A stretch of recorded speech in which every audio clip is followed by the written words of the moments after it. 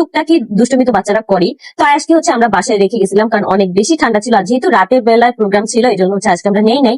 এরপরে যখন আবার রানিয়ার জন্মদিন হবে তখন তো আয়সও বড় হয়ে যাবে, ঠিক তখনই হচ্ছে আজকে নিয়ে যাব। আর এইদিকে দেখো ফারহানা বিথি আপুর সাথে হচ্ছে আমি ভিডিও করতেছিলাম। সময় খুব দ্রুত চলে যায়, আর ভালো সময় তো বলতে গেলে একদম দৌড়ায়। যাই হোক, আজকে আমার সাথে সারাদিনটা খুব ভালো কাটছে।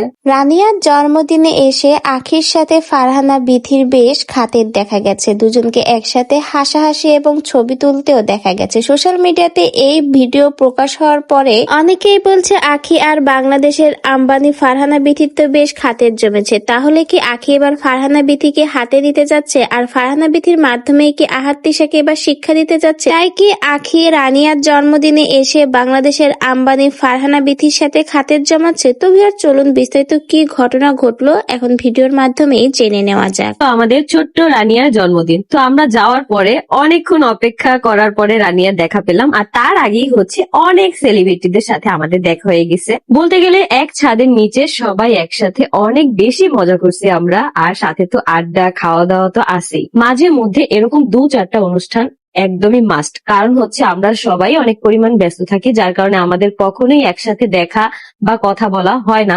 এরকম অনুষ্ঠান হলে দেখা যায় কি আমরা এক ছাদের নিচে সবাই আর কি থাকি, সবার সাথে সবার একটু একটু কথাবার্তা হয়।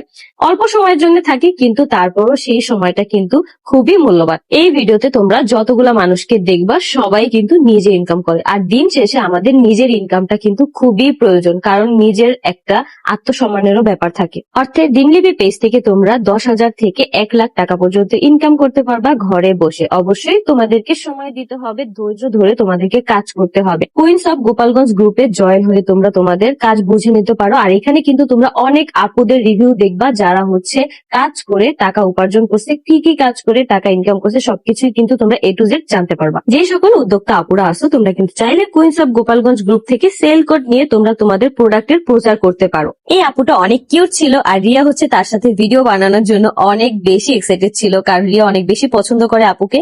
আর সবার সাথে দেখা হইতাছিল, ভালোই লাগতাছিল যে এরকম একটা সময় জীবনে কখনো আসবে না, কারণ যে মুহূর্তটা আমরা কাটায় ফেলছি সেটা হচ্ছে আমাদের স্মৃতি হয়ে থাকবে। আজকে আমি যাওয়ার সময় রিয়াকে বলতেছিলাম যে আজকে মনে হয় আমরা রানিয়ার সাথে ছবি ভিডিও কোনো কিছুই করতে পারবো না, কারণ রানিয়া একদমই নিজের খেলা নিয়ে ব্যস্ত থাকে সবসময়। কিন্তু তারপরেও রানিয়াকে কোলে নিয়ে আমরা ছবি তুলছি, ভিডিও করছি, রিয়া প্লাস আমি দুইজনই। তো রানিয়া আজকে অনেক বেশি শান্ত ছিল, এই জিনিসটাই হচ্ছে একদম পুরো ম্যাজিকের মতো একটা ব্যাপার। কারণ রানী এ পর্যন্ত যতদিন আমাদের বাসায় গেছে ও এত পরিমাণ ব্যস্ত থাকে নিজের খেলাধুলা নিয়ে, ওকে ডাক দিলে ও কাছেও আসে না, প্লাস ওকে নিয়ে কোনো ছবি ভিডিও কোনো কিছুই করা যায় না। আর এই যে দেখো যে রানিয়া কত বেশি একদম চুপচাপ ছিল, একদম সে মানে এত কিছু চারপাশে দেখে মানে বুঝতেছিল না যে আসলে কি করবে। তারপরও টুকটাকি দুষ্টমি তো বাচ্চারা করে। তো আজকে হচ্ছে আমরা বাসায় রেখে গেছিলাম, কারণ অনেক বেশি ঠান্ডা ছিল, আর যেহেতু রাতের বেলায় প্রোগ্রাম ছিল এই জন্য হচ্ছে আজকে আমরা নেই নাই। এরপরে যখন আবার রানিয়ার জন্মদিন হবে তখন তো আয়সও বড় হয়ে যাবে, ঠিক তখনই হচ্ছে আয়াসকে নিয়ে যাব। আর এইদিকে দেখো ফারহানা বিথি আপুর সাথে হচ্ছে আমি ভিডিও করতেছিলাম। সময় খুব দ্রুত চলে যায়, আর ভালো সময় তো বলতে গেলে একদম দৌড়ায়। যাই হোক, আজকে আমার সাথে সারাদিনটা খুব ভালো কাটছে, অনেক অনেক ভালো আলহামদুলিল্লাহ। আর রানিয়ার জন্য তোমরা অনেক বেশি দোয়া করো। রানিয়া হচ্ছে বার্থডে গার্ল, রানিয়াকে যাও ভিডিওতে একটু দেখাইছি, তারপরে বাদ বাকিটুকু দেখাইতেও পারি নাই, কারণ আমরাও হচ্ছে চলে আসছিলাম যেহেতু রাত হয়ে গেছিল। তো আজকের ভিডিওটা এই পর্যন্ত।